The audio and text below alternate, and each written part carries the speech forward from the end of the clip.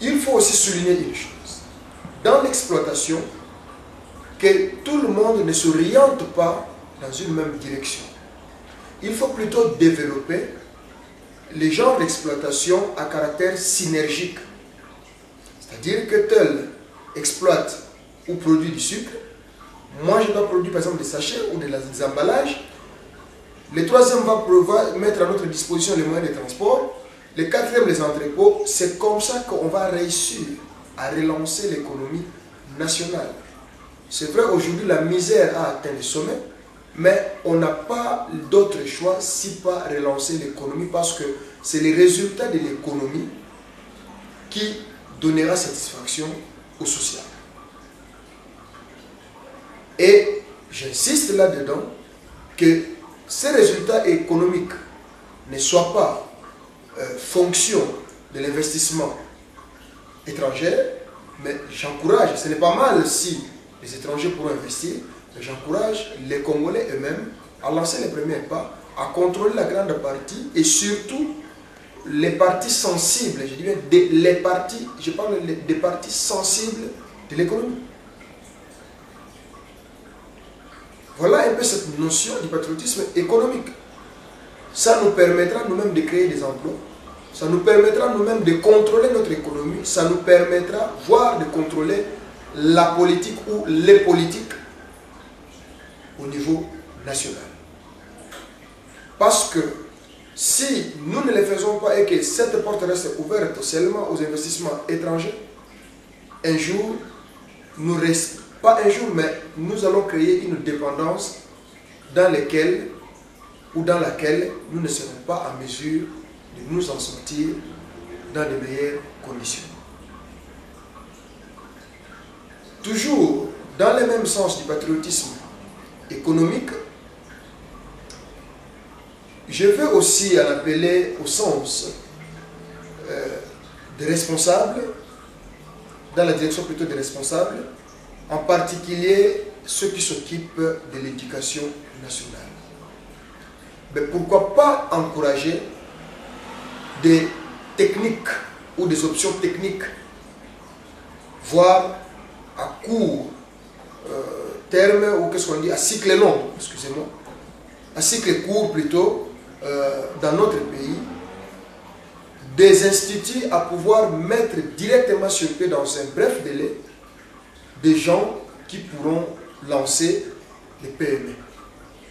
Parce que pour l'instant, on ne peut pas miser seulement sur la grande industrie, mais pour un résultat immédiat, un soulagement direct de la population, je crois que c'est plus la solution des PME que nous devons envisager. Mais des PME ne descendent pas d'eux-mêmes, il faut des gens pratiques qui sortent directement ou qui sont formés en rapport avec les besoins locaux. Pour l'instant, c'est vrai, parlant de l'état de notre pays, nous ne pouvons pas encore rêver de lancer les gens au niveau international. Commençons d'abord par former ceux qui seront en mesure de satisfaire ou d'apporter un plus au niveau local. Ne pas parler même national, déjà local.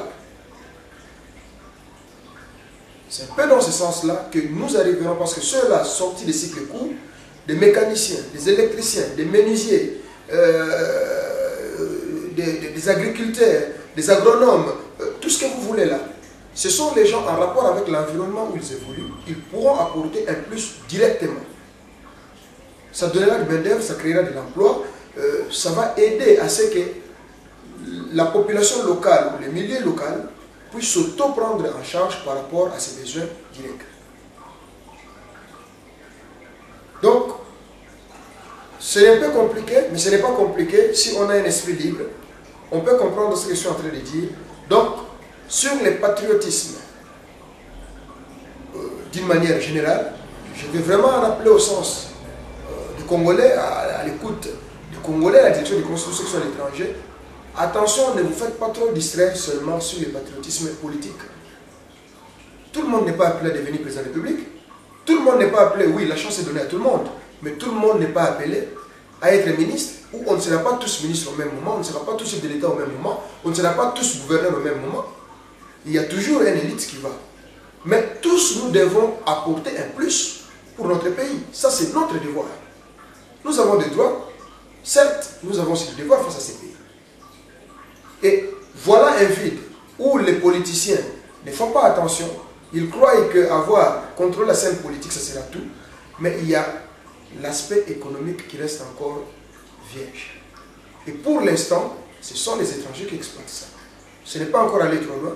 Une occasion à travers ces messages, je lance vraiment à tous les Congolais, partout où ils sont, qu'ils puissent s'élever pour pouvoir développer ce genre de patriotisme économique. Ce n'est pas du protectionnalisme, non.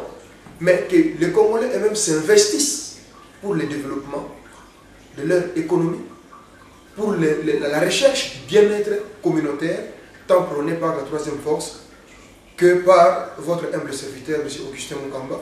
Et quand je parle, je lance mon message de la révolution sociale, je sais qu'on n'arrivera jamais à la révolution sociale sans réforme économique. Bien sûr, il y a la loi ou l'aspect juridique qui doit suivre, et c'est dans l'ensemble que nous avons appelé, et nous continuons à appeler aux réformes, bref, institutionnelles.